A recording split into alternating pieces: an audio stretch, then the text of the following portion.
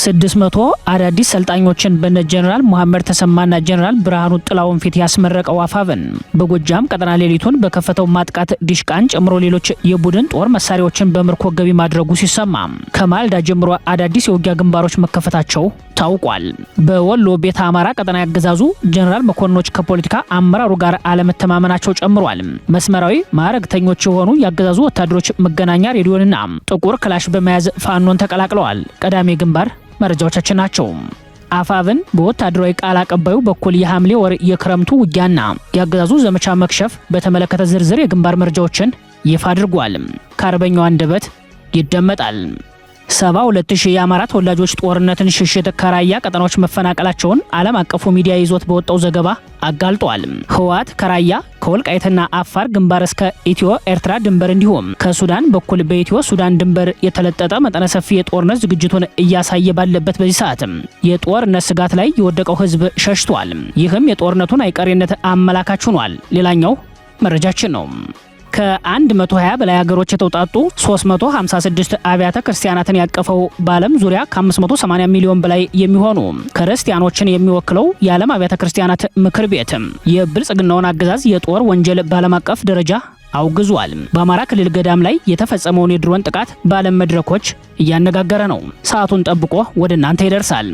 በአፍሪካ ቀንድ አዳዲስ ቀውሶች፣ የሽብር ስጋቶችና የምዕራባውያን የፖሊሲ ለውጦች በመታየት ላይ ነው። 5 የደህንነት አባላት ሲገደሉ፣ በሌላ በኩል የትራምፕ አስተዳደር ኤርትራ ላይ ውሳኔ አሳልፏል። ለሰዓቱ የመረጥንላችሁ ቀጠናዊ መረጃዎቻችን ናቸው። ሰላም ጤና ይስጥልን ውድ የጣና ቲቪ ተከታታይ ቤተሰቦቻችን፣ አብራችሁን ስትቆዩ እነዚህና ሌሎች ዝርዝር መረጃዎችን ታድምጣላችሁ። አክብሮታዊ ግብዣችንን በማስቀደም ወደ ሰዓቱ ዜናና መረጃዎቻችን እናመራለን። የፋኖ ኃይሎችና ያገዛዙ ሰራዊት ከባድ ትንቅንቅ በአራቱም አቅጣጫ አድማሱን አስፍቶ እንደቀጠለ ነው። በአማራ ፋኖ ብሔራዊ ንቅናቄ ቴዎድሮስ ዕዝ 201ኛ ኮር 74ኛ ክፍለ ጦር ስር የአባይ ሸለቆ ሬጅመንት አርበኞችም አጥቢያ ሌሊቱን በከፈቱት ማጥቃት የብልጽግናን ጦር ክፉኛ እንደመቱት የፋኖ ምንጮች ለጣና ዘጋቢ ገልጸዋል። ዛሬ ሐምሌ 22 ቀን አጥቢያ ሌሊቱን በተካሄደው ውጊያ ድል የቀናቸው የፋኖ ኃይሎችም በርካታ ያገዛዙን ጦር ሙትና ቁስለኛ በማድረግ ዲሽቃና ብሬን መትረይስ መማረካቸውን የፋኖ ምንጮች አረጋግጠዋል። በውጊያው ከተደመሰሱት ያገዛዙ ወታደሮች በተጨማሪ አንድ ዲሽቃ ከነ ሙሉ ተተኳሹ ብሬን እና በርካታ የነፍስ ወከፍ መሳሪያዎች ከሌሎች ወታደራዊ ቁሳቁሶች ጋር በምርኮ ገቢ መደረጉን አክለዋል።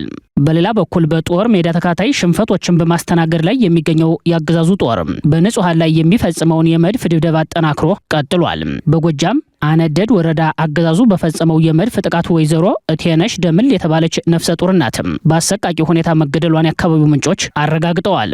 አድማጭ ተመልካቾች፣ በመቀጠል በዚሁ በጎጃም ቀጠናዎችና በወሎ ቤተ አማራ ያሉ አፍላ የውጊያ መረጃዎችን እንዲሁም በሸዋ ቀጠናዎች ያሉ መረጃዎችን የግንባር ዘጋቢያችን ወደሚያቀርብልን መረጃ እናመራለን። ሰላም ጤና ይስጥልን አድማጭ ተመልካቾች እንደምን ዋላችሁ። ወደ ዕለቱ የግንባር መረጃችን ስናመራ በዛሬው ዕለት ሐምሌ 22 2018 በተለያዩ ቦታዎች አውደ ውጊያዎች ተጠናክረው ቀጥለዋል። በጎጃም ቀጠና የሚንቀሳቀሰውና ትናንት ከ600 በላይ አዳዲስ የፋኖ ኃይሎችን ያስመረቀው የአፋብን ቴዎድሮስ ዕዝ 201ኛ ኮር 74ኛ ክፍለ ጦር ውስጥ የምትገኘው የአባይ ሸለቆ ሬጅመንት በመርጦ ለማርያም አቅራቢያ በምትገኘው ሰኞ ገበያ ከተማ በዛሬው ዕለት ከሌሊቱ 10 ሰዓት ጀምሮ የዜና እየተጠናቀረ ባለበት ሰዓት እየተካሄደ ባለ ከባድ አውደ ውጊያ አንድ ድሽቃ፣ አንድ ብሬን፣ ስናይፐርን ጨምሮ በርካታ የነፍስ ወከፍ መሳሪያ ሲማረክ በርካታ ያገዛዙ ኃይል ሙሉ በሙሉ የተደመሰሰ መሆኑን ከቦታው የጣና ወታደራዊ ምንጮች መረጃውን አድርሰውናል።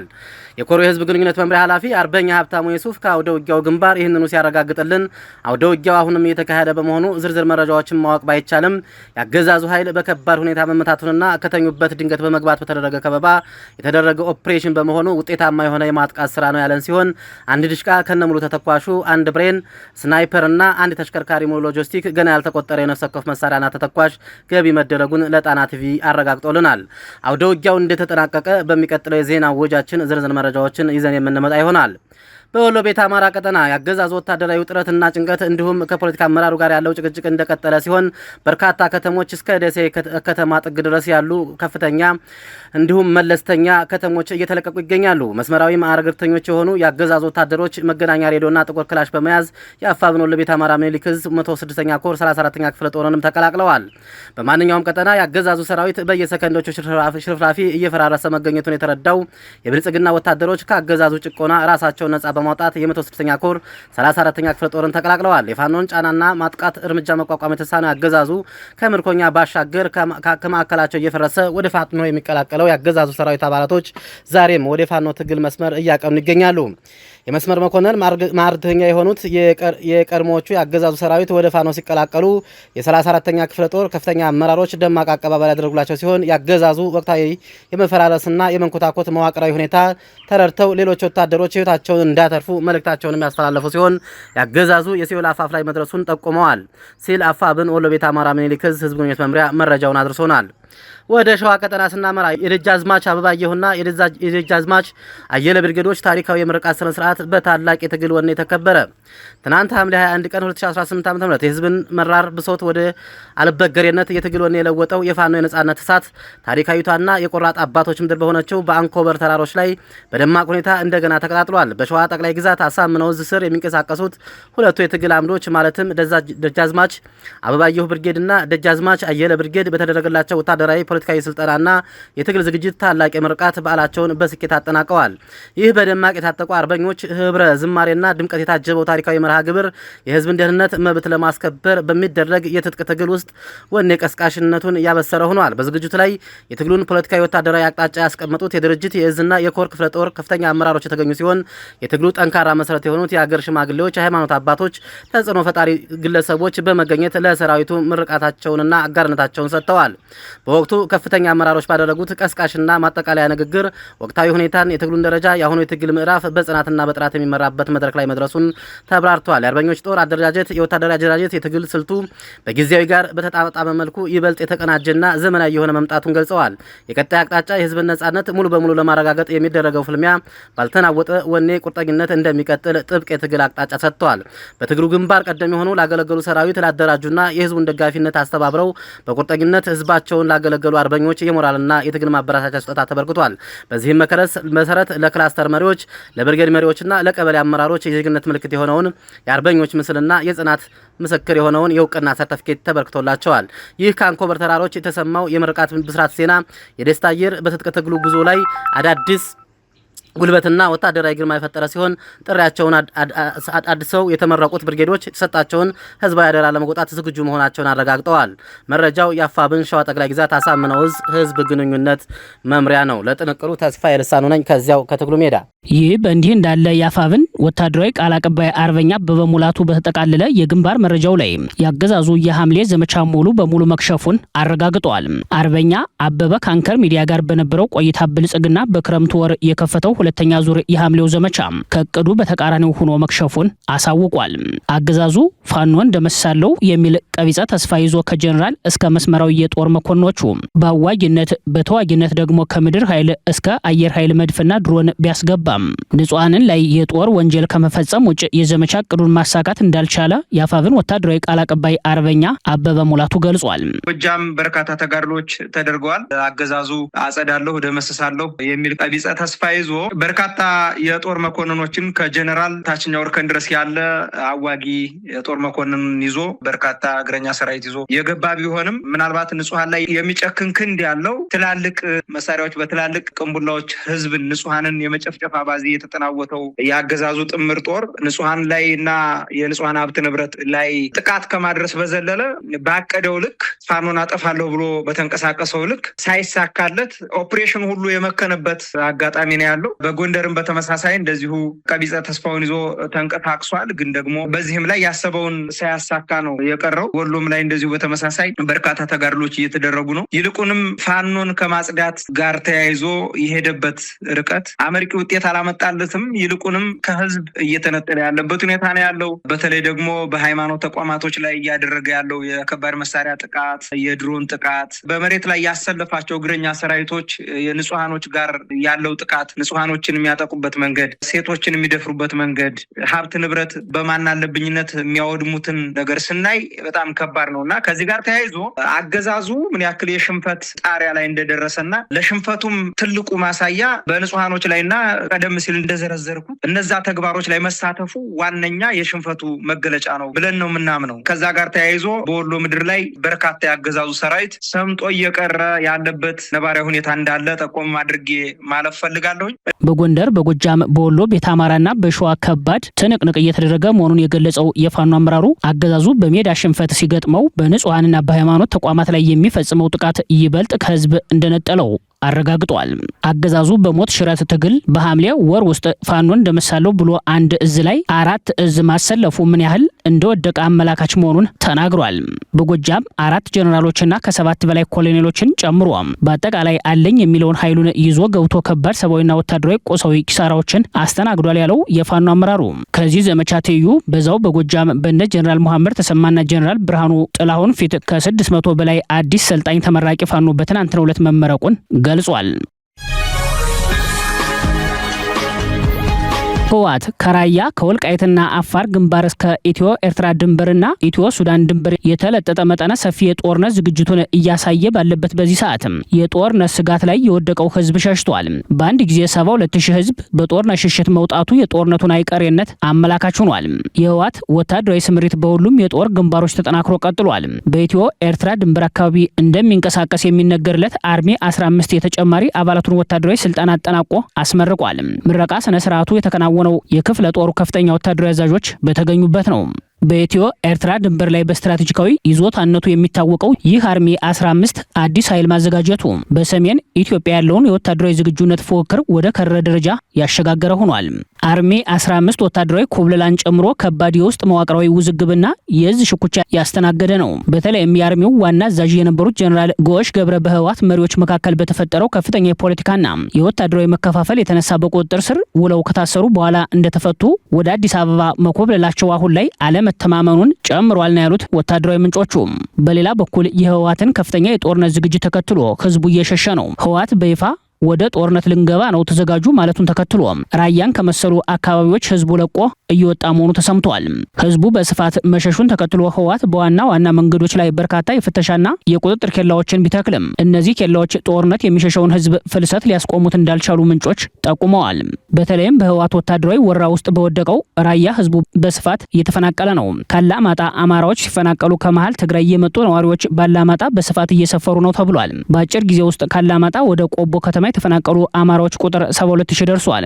በጉዳዩ ላይ ተጨማሪ ዘገባ ይዞ የወጣው ዶቼ ቬለ የህዝቡ ሽሽት ከሁለት ስጋቶች ጋር የተያያዘ ነው። አንደኛው በትግራይ በስፋት እየታየ ካለው ወታደራዊ አፈሳ ጋር በተያያዘ ሲሆን ሁለተኛው ደግሞ ህወሓት በራያ ግንባር ከፍተኛ ጦሩን በማሰማራቱ ጦርነቱ ከዛሬ ነገ ሊጀመር ይችላል በሚል ስጋት ነው። የራያ አማራዎች እንደሚሉት የብልጽግናው አገዛዝ የራያ ኮማንድ ፖስትን አፍርሶ ራያ አላማጣ ከተማን ለቆ ከወጣ ጊዜ ጀምሮ በራያና አካባቢው ይኖሩ የነበሩ ከ70,000 በላይ የአማራ ተወላጆች ወደ ራያ ቆቦ ተፈናቅለው ላለፉት 7 ወራት በችግር ላይ ይገኛሉ። ከጥር 20 ቀን 2018 ጀምሮ ላለፉት 7 ወራት በከፍተኛ ሰብአዊ ቀውስ ላይ እንደሚገኙ የገለጹት ተፈናቃዮቹ መንግስት ሊሰማን አልፈቀደም ብለዋል። የክል ብራን ታያሉ ቤት ለቤት ስብሰባ አውጣ ትባላለህ። አንተ ካልወጣ ዝቅተኛው 1000 እስከ 5000 እየቀጡ ህዝቡን እያሸማቀቁት ነው ያሉት። አሁን ወጣቱ እንዳለ እዛ ህፃናት ብለን ተሰናቸው ወጣ ነው ወደ ጦርነት ትገባላችሁ ተብሎ በበረሃም ፊትለፊት በመኪናም ቀድሞ ይመጣል። አሁንም እየመጣ ወጣቱ አሁን እየተፈናቀለ ነው ያለው እንዳለ በየበረንዳው ነው ያለው። አጋዥ ደግሞ ያው መጀመሪያ አካባቢ ተወሰነ እንደ አመልድም የተወሰኑ ኤንጂኦዎች መጥተው ነበር። ለጊዜው ማስታገሻ የሚሆን ነገር ሰጥቶ ከዛ በኋላ ጠፉ። አሁን ወጣቱ ያለን ሸር እያረግ በየቤተክርስቲያኑ በየበረንዳው ነው የሚያዝ በቂ ቦታ ስለሌለም አሁን በአሁኑ ሰዓት ጦርነትን በመሸሽ ካላማጣ ከተማ ራያ ባላ፣ ራያ አላማጣ፣ ኮረም እና ዛታና ኦፍላ ወረዳዎች የተፈናቀሉ አማራዎች ቁጥር ከ72000 በላይ ይሆናል የሚሉት የአካባቢው ምንጮችም ተፈናቃዮቹ በአብዛኛው በቆቦ ከተማ ከማህበረሰቡ ጋር ተጠልለው እንደሚገኙ በተጨማሪም ወደ ዋግ ኽምራ አካባቢዎች የሸሹ እንዳሉም ገልጸዋል። በዋናነት በቆቦ ወልዲያና ሌሎች አካባቢዎች መዳረሻቸውን ያደረጉ ተፈናቃዮች በዘመድ ቤት በቤተ እምነቶችና በረንዳ ላይ ጭምር እንደተጠለሉ ይናገራሉ። የብልጽግና ጦር ወንጀል በዓለም አቀፍ ደረጃ መጋለጡ ቀጥሏል። የዓለም አብያተ ክርስቲያናት ምክር ቤት በአማራ ክልል ገዳም ላይ የተፈጸመውን የድሮን ጥቃት አውግዟል። በሌላ በኩል መያድ በኢትዮጵያ ውስጥ ማንነትን መሰረት በማድረግ የሚፈጸሙ ጥቃቶች አሳሳቢ ደረጃ ላይ መድረሳቸውን ገልጿል። ፓርቲው የብልጽግናን መልከ ብዙ የዘር ማጥፋት ገጽታዎችን ያመላከተ መግለጫም አውጥቷል። የዓለም አብያተ ክርስቲያናት ምክር ቤት በአማራ ክልል ደቡብ ወሎ ዞን ቦረና ወረዳ የአባይ አርሴማ አንድነት ገዳም ላይ የተፈጸመውን የድሮን ጥቃት በማውገዝ ገለልተኛ ምርመራ እንዲደረግ ጠየቀ። ምክር ቤቱ ሐምሌ 21 ቀን 2018 ዓ.ም በወጣው መግለጫ ጥቃቱን በጥብቅ አውግዟል። ጥቃቱ ለሃይማኖታዊ በዓል ምግብ ለማዘጋጀት በገዳሙ ተሰብስበው የነበሩ ገዳማውያን ጨምሮ የሲቪሎች ሕይወት ማለፉንና በርካቶችን ጽኑ ቁስለኛ ማድረጉ ይታወሳል። በአምልኮ ስፍራ ላይ የተፈጸመው ጥቃት የሲቪሎችን መገደልና መቁሰል እጅግ የሚያሳዝንና ፈጽሞ ተቀባይነት የሌለው ነው ያለው የዓለም አብያተ ክርስቲያናት ምክር ቤት ሃይማኖታዊ ተቋማትና ሲቪሎች በመቼውም ጊዜ ቢሆን የጥቃት ኢላማ መሆን ወይንም በወታደራዊ እርምጃዎች መስመር ውስጥ መግባት የለባቸውም በማለት ያገዛዙን የጦር ወንጀል በሚያጋልጥ ሁኔታ ተቃውሟል። የዓለም አብያተ ክርስቲያናት ምክር ቤት በዓለም ዙሪያ ከ120 በላይ አገሮች የተውጣጡ 356 አብያተ ክርስቲያናትን ያቀፈ ዓለም አቀፍ ህብረት ሲሆን በዓለም ዙሪያ ከ580 ሚሊዮን በላይ የሚሆኑ ክርስቲያኖችን ይወክላል። ይህ በእንዲህ እንዳለ የመላው ኢትዮጵያ አንድነት ድርጅት መኢአድ በኢትዮጵያ ውስጥ የሚፈጸሙ የማንነት ተኮር ጥቃቶች አሳሳቢ ደረጃ ላይ መድረሳቸውን በመግለጽ ያገዛዙን የዘር ማጥፋት ገጽታዎች ያመላከተ ክስ አቀረበ።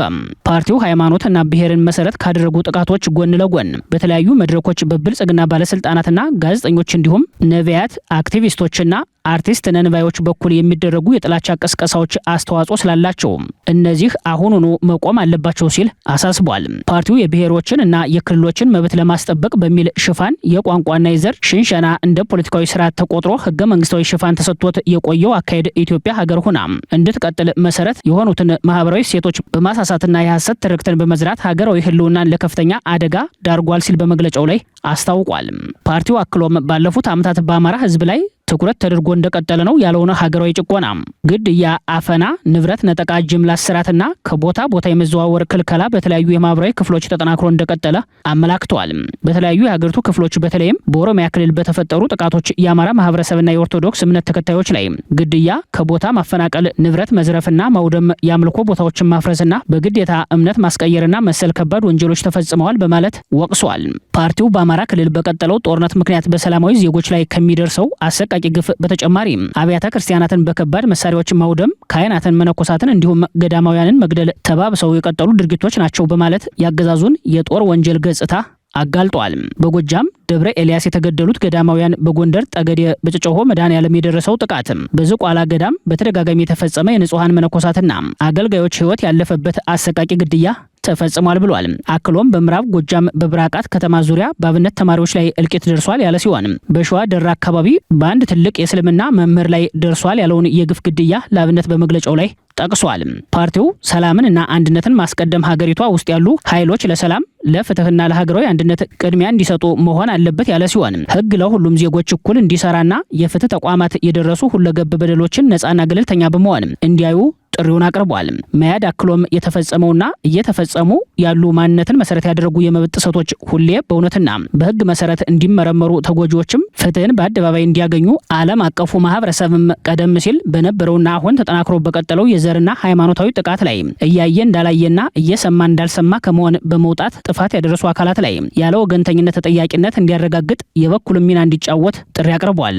በመጨረሻም ፓርቲው ሀገር አሁን ባለችበት ሁኔታ በአጠቃላይ የቀውስ መነሻና አባባሽ ከሆኑ ጉዳዮች መቆጠብ ወሳኝ መሆኑን አጽንኦት ሰጥቷል። በተለያየ ጊዜና መድረክ የጥላቻ ቀስቀሳ የሚያደርጉ ባለስልጣናት፣ ጋዜጠኞች፣ ነቢያት ነን የሚሉ አካላትም አክቲቪስቶችና አርቲስት ነንባዮች ከዚህ አጥፊ ድርጊታቸው በጥብቅ እንዲቆጠቡ በማሳሰብ በማንኛውም ወገን ሲቪሎች ላይ የሚፈጸሙ ጥቃቶች በአስቸኳይ እንዲቆሙ የሃይማኖት ተቋማትና የፖለቲካ ኃይሎችም የሰላምና የመቻቻል ባህልን ማጠናከር አለባቸው ብሏል። 5 የኬንያ የደህንነት አባላት ተገደሉ። በሌላ በኩል የትራምፕ አስተዳደር ኤርትራ ላይ ከባድ ውሳኔ አሳልፏል። በሶማሊያ ድንበር አቅራቢያ በሚገኘው ማንዴራ በተባለው የኬንያ ግዛት ኬንያ ደህንነቶቿ ተገለውባታል። አልሸባብ ናቸው ተብለው ከተጠረጠሩ ታጣቂዎች ጋር በተደረገ የተኩስ ልውውጥ 5 የኬንያ የደህንነት አባላት መገደላቸውን የኬንያ ፖሊስ አሳውቋል። ሮይተርስ የፖሊስን መግለጫ ጠቅሶ እንደዘገበው ማክሰኞ ዕለት እኩለ ቀን ገደማ ከተከሰተው ግጭት በኋላ ፖሊስ በወጣው ሪፖርት ከኤስኦጂ አሉንጉ የተላከ የጥበቃ ቡድን በዋንቴዳም አካባቢ ከአልሸባብ ታጣቂዎች ጋር ተጋጭቷል ብሏል። ፖሊስ አክሎም ወደ ስፍራው የተላከው የማጠናከሪያ ቡድን በወታደራዊ ተሽከርካሪዎች ላይ ጉዳት ባደረሰ የተቀበረ ፈንጂ የተመታ ቢሆንም ምንም አይነት የሰው ሕይወት ጉዳት እንዳልደረሰ እና አሁንም ታጣቂዎቹን እየፈለጉ መሆናቸውን ገልጿል። አልሸባብ በአካባቢው አደጋዎችን በተደጋጋሚ የሚያደርስ ሲሆን በጥቃቶቹም ወታደሮችንና ሲቪሎችን ኢላማ ሲያደርግ ይስተዋላል። ፖሊስ ጥር 2018 ዓ.ም ታጣቂዎቹ በአቅራቢያው በሚገኘው ጋሪሳ ግዛት አንድ የአካባቢውን አስተዳዳሪና አንድ መምህር መግደላቸውን አስታውሷል። የአልሸባብ የሽብር ቡድን የሶማሊያን ማዕከላዊ መንግስት ለመጣልና በጥብቅ የእስላማዊ ሸሪያ ህግ ትርጉም ላይ የተመሰረተ አስተዳደር ለመመስረት ለዓመታት ሲዋጋ ቆይቷል። ይህ የሽብር ቡድን በአሁኑ ሰዓት ኢትዮጵያን ጨምሮ ለጎረቤት ሀገራት ቀጠናው የደህንነት ስጋት ሆኖ ይታያል። ይህ በእንዲህ እንዳለ የትራምፕ አስተዳደር በኤርትራ ላይ የጣለው አዲሱ እገዳ በይፋ ተግባራዊ ሊሆን መሆኑ ተሰምቷል። የአሜሪካ መንግስት በጸጥታ ማጣሪያና በቆንስላ አገልግሎት አሰጣጥ ላይ ሰፊ ማሻሻያ ለማድረግ በማለም እንደ አውሮፓውያኑ የዘመን ቀመር ከመጪው ኦገስት 1 ቀን 2026 ጀምሮ በአፍሪካ በሚገኙ 25 የዲፕሎማሲ ተልእኮዎች ውስጥ መደበኛ የቪዛ አገልግሎት መስጠቱን እንደሚቆም በይፋ አስታውቋል። የአሜሪካ የውጭ ጉዳይ መስሪያ ቤት ያወጣውን ይፋዊ መግለጫ ዋቢ በማድረግ ቢዝነስ ኢንሳይደር አፍሪካ እንደዘገበው ይህ እርምጃ በቅርብ ዓመታት ውስጥ በአህጉሪቱ ላይ የተከናወነ ትልቁ የወታደራዊና የዲፕሎማሲያዊ አሰራር ለውጥ ሲሆን ከ25ቱ ከተሞች መካከል የኤርትራ ዋና ከተማ አስመራ በቀዳሚነት ትገኛለች። በአዲሱ መዋቅር መሰረት የአስመራን ጨምሮ እንደ አቡጃ፣ ጁባ፣ ሃሬራ፣ ባማኮና ሉሳካ ባሉ 25 ከተሞች የነበሩ መደበኛ የኢሚግሬሽንና የጎብኚዎች ቪዛ አገልግሎት ሙሉ በሙሉ የሚቆም ሲሆን አገልግሎቱ በ20 ክልላዊ የዲፕሎማሲ ማዕከላት ስር እንዲጠቃለል ይደረጋል። ይህ የአሜሪካ የውጭ ጉዳይ መስሪያ ቤት መዋቅራዊ ለውጥ በአፍሪካ ቀንድና በመላው አህጉሪቱ በሚገኙ በሚሊዮኖች የሚቆጠሩ የቪዛ አመልካቾች ላይ ከፍተኛ ተጽዕኖ የሚያሳድር አዲስ መመሪያ ሆኗል። በአስመራ የሚገኙ አመልካቾችን ጨምሮ በአገልግሎት መቋረጡ የተነኩ የአፍሪካ ሀገራት ዜጎች መደበኛ የቪዛ ማጣሪያቸውን ለማከናወን አሜሪካ ወደ መረጠቻቸው 20 የክልል ማዕከላት እንዲጓዙ የሚገደዱ ሲሆን ከእነዚህም ዋና ዋና የዲፕሎማሲ ማዕከላት መካከል አዲስ አበባ፣ ጅቡቲ፣ ናይሮቢ፣ ካምፓላ፣ ኪጋሊና ጆሃንስበርግ በዋናነት ተጠቃሽ ናቸው። ክቡራትና ክቡራን ቤተሰቦቻችን ለሰዓቱ የሰናዱት መረጃዎቻችን የተከታተላችኋቸውን ይመስሉ ነበር። አብራችሁን ስለቆያችሁ ልባዊ ምስጋናችን ይድረሳችሁ እያልን የጣና ቲቪ ወቅታዊ ዜናዎች፣ ትንታኔዎችና ልዩ ልዩ ፕሮግራሞች እንደርሷችሁ ቻናላችንን ሰብስክራይብ በማድረግ ቤተሰብ ይሁኑ። በተሳትፎ ሚዲያውን እንዲያጠናክሩ ጥሪያችንን እናቀርባለን። ጣና ቲቪ ከሀቅ ጋር